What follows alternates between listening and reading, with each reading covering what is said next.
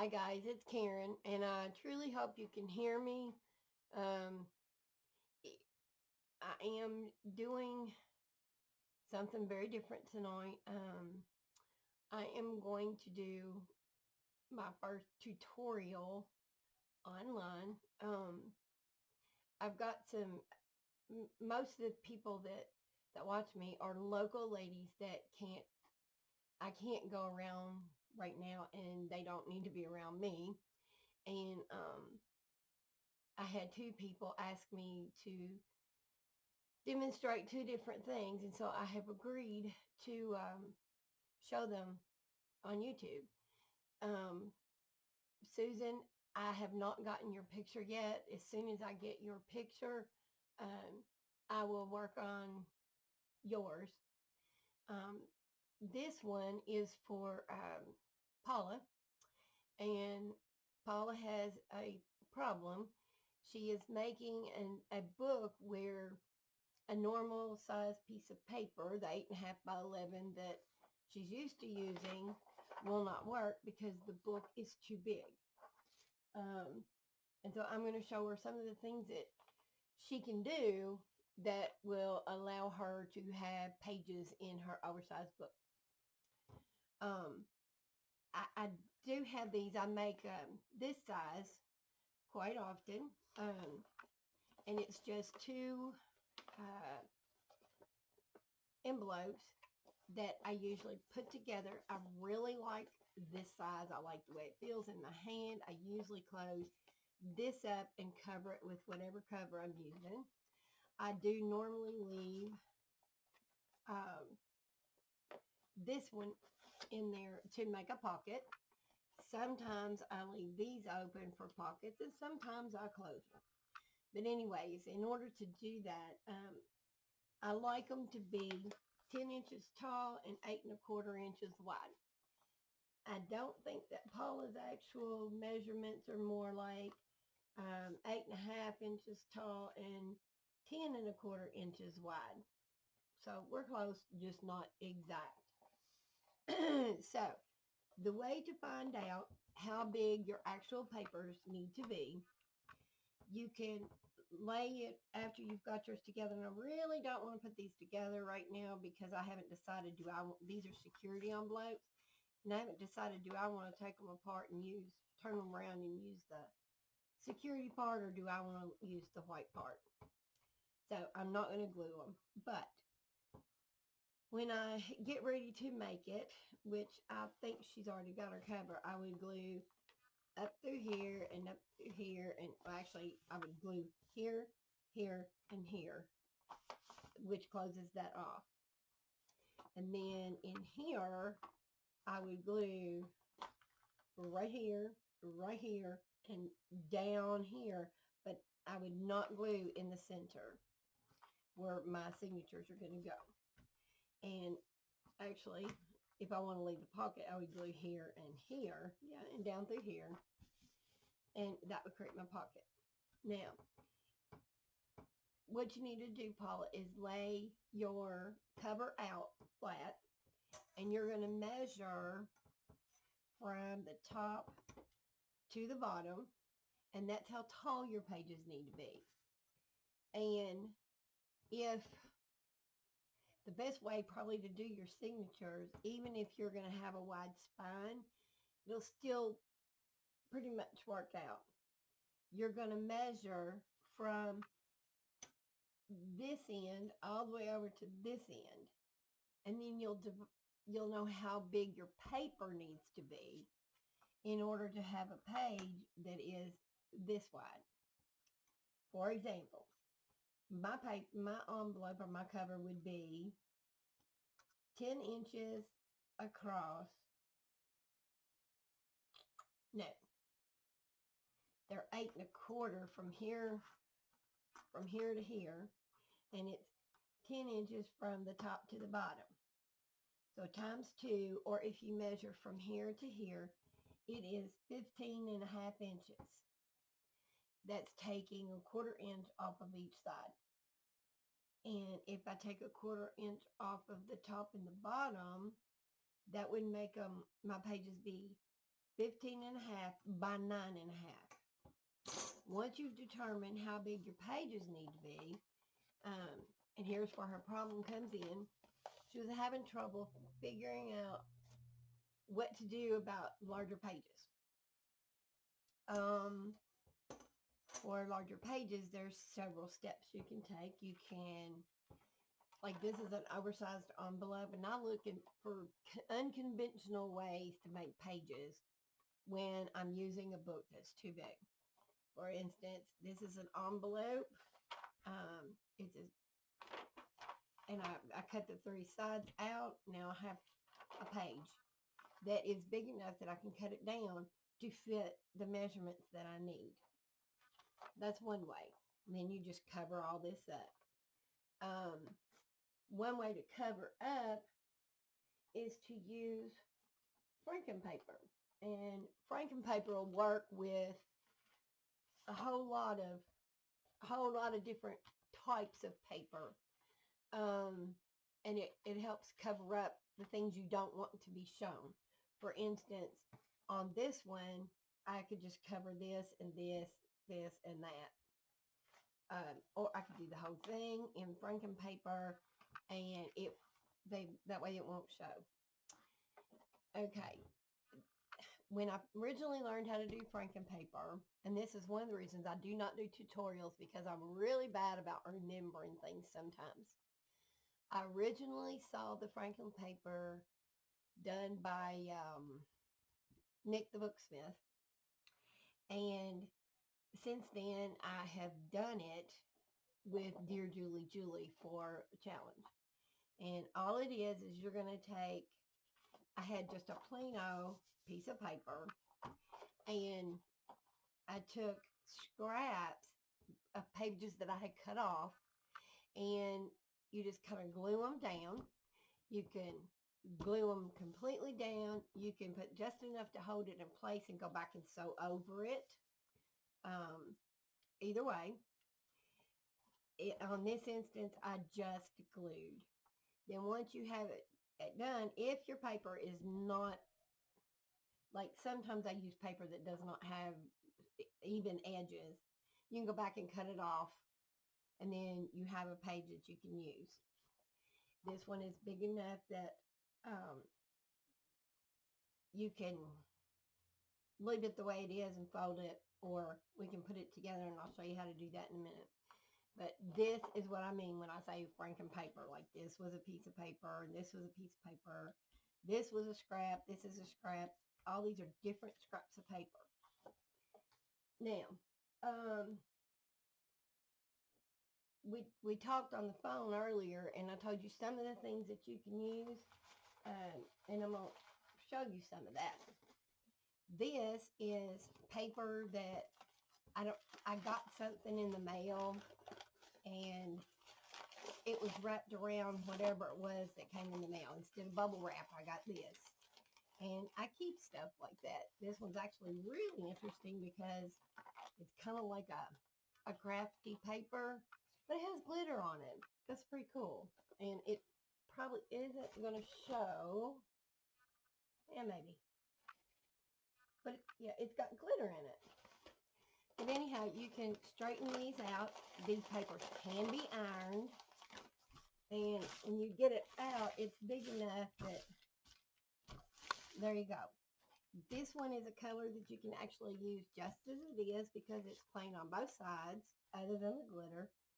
And you cut it down and make the page to fit what you need, how you need it to fit your book.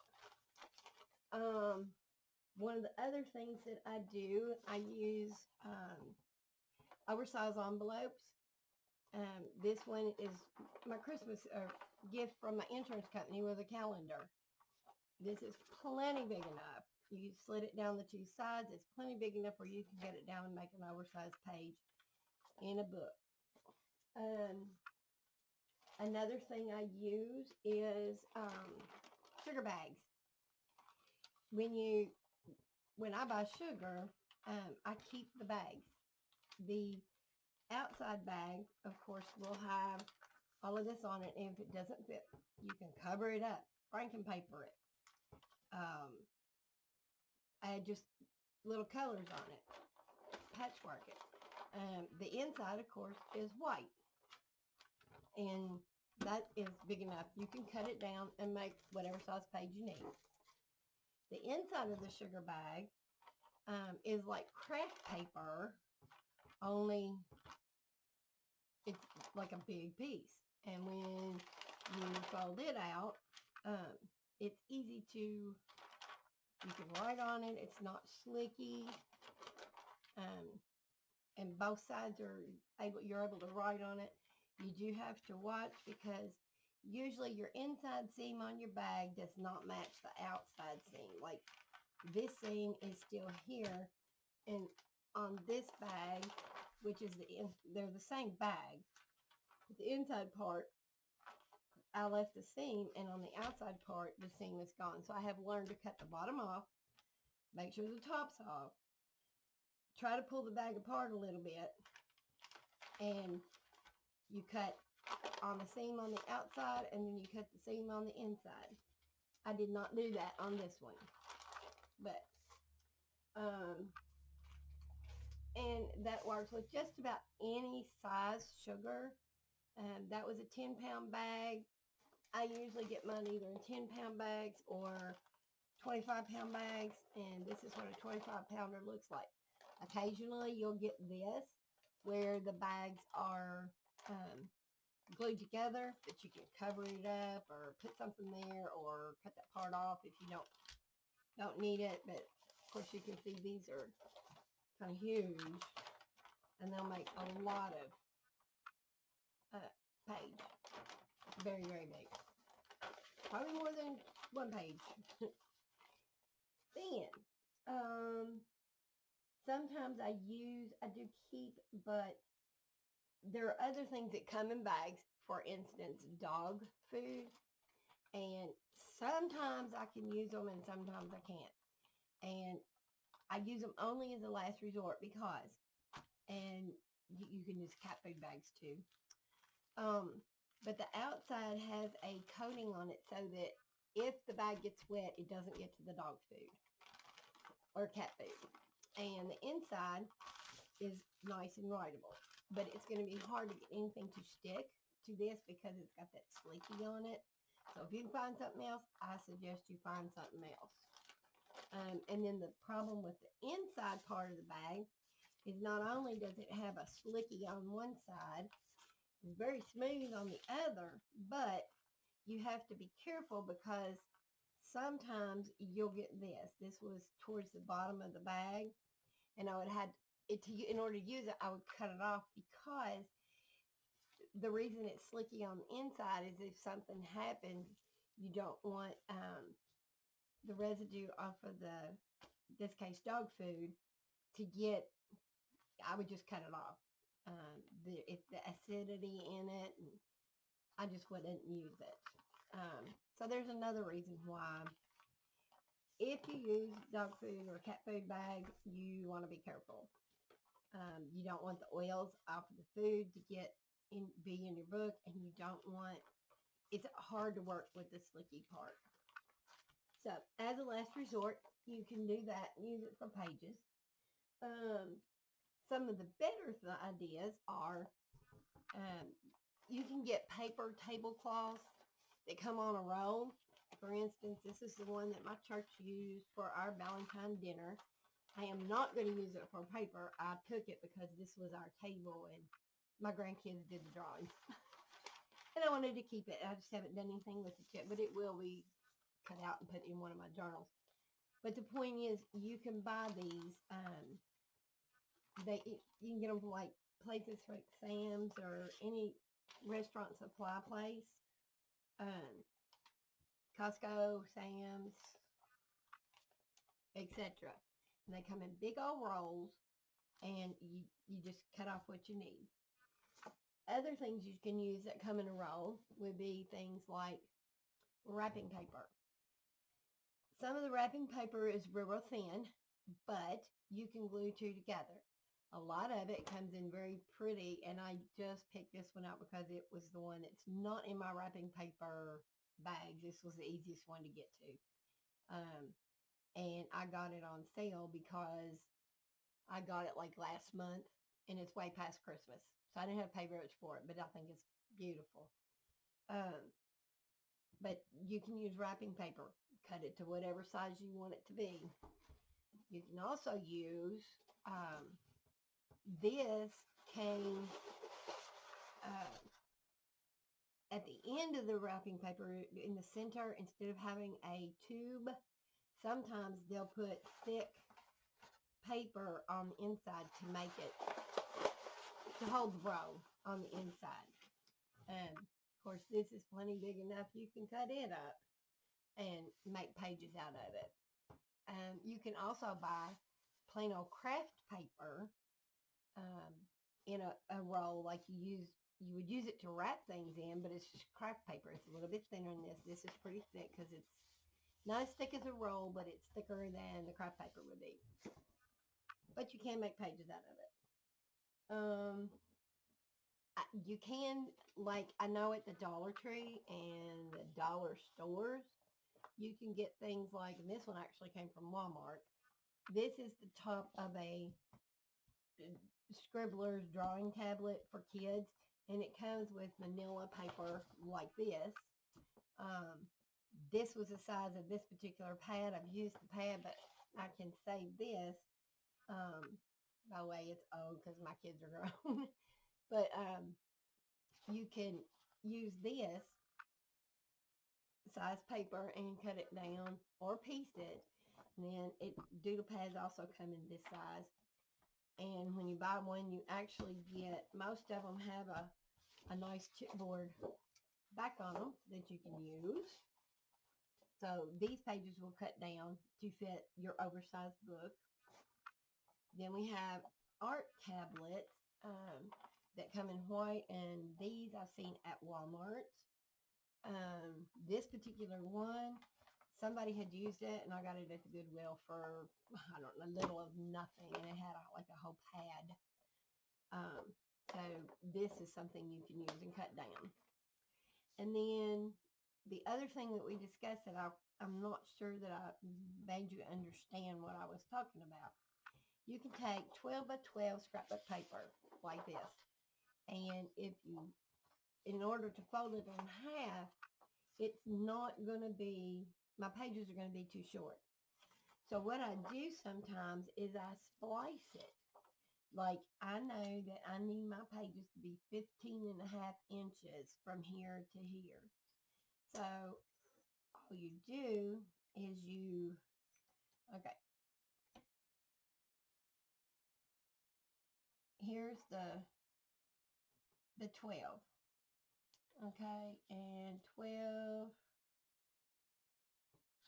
15, I would push them together until I get them down to 15, which would be 12, 13, 14, 15 and a half. So this is 12. I want to get 3.5 over here, which would be right there, because here's the 0 and here's the 3.5. So if I've got 3.5 here and 12 here, that makes it 15.5, which is what I need for pages in the book that I came up with. And you can actually,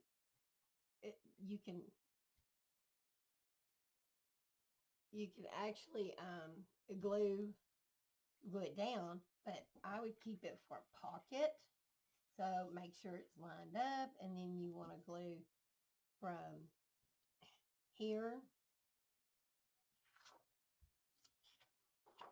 You want to glue from here to here, up at the top and down at the bottom. And then what you'll get is you'll have this page, when you fold it in half, you're not going to have that bulk.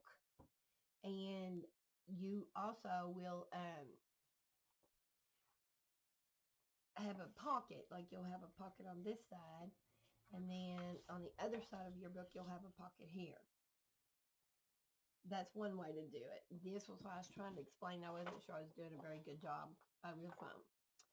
Then you also, that one I chose to put the pages, like the white side up on one and the colored side up on the other one.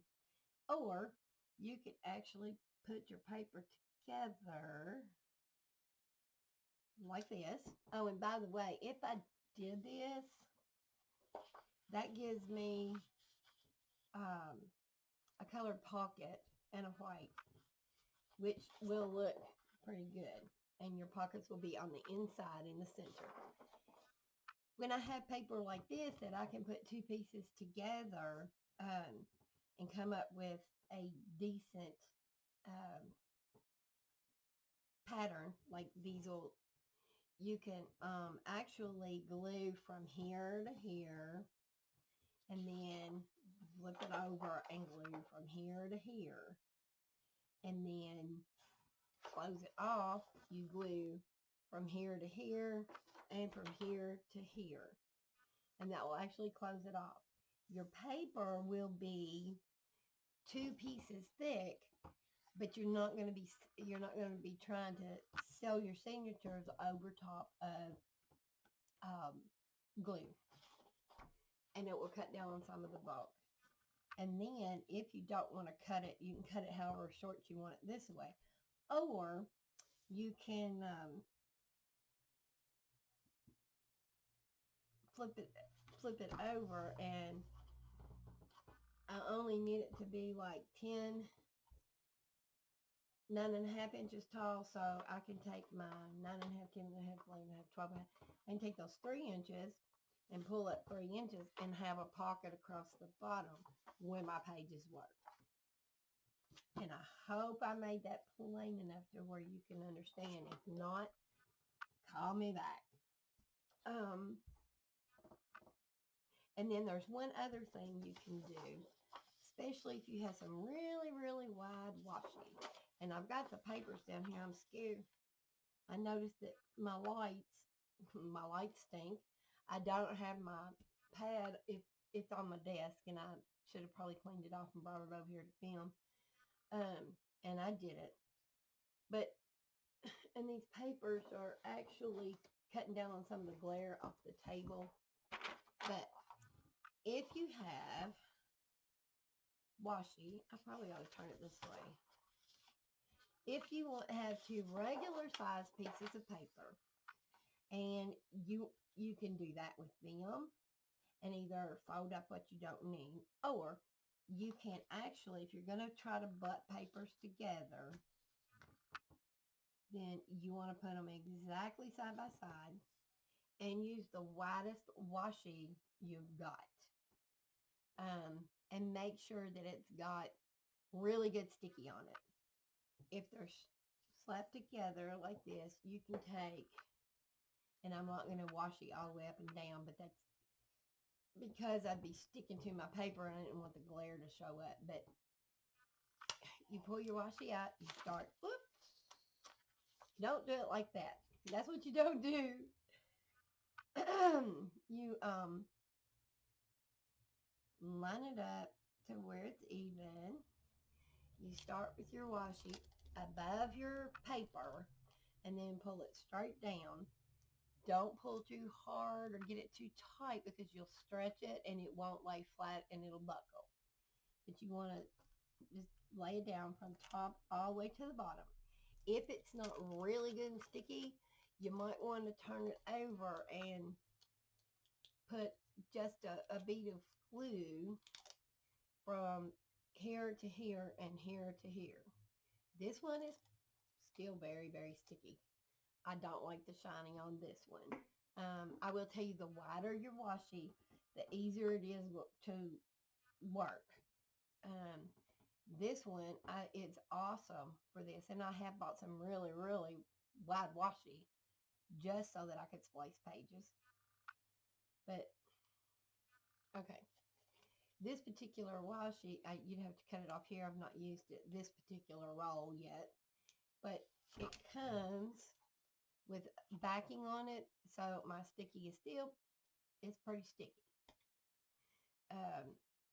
And you just cut off the amount that you need, like right there, and then you peel the back off, put it on there, you flip it over and washi the other side, then you cut off up here and down here. And you can sew your signature right here and it won't be real bulky. You might want to leave just a hair bit of a crack, and I mean a little hair bit, especially if you don't have really, really big signatures. And I actually have taught you not to do big signatures, but you want to either butt it completely up against it or leave just a hairline crack. And that way you'll have some flexibility and you would sew your signature in right down the middle. And I hope that that explained it better than what I could tell you today. And I want to thank you for watching. And please like, please subscribe. And I will talk to you later. And Susan, if you will get me that picture, then I'll work on your problem. And thank you, ladies. Bye now.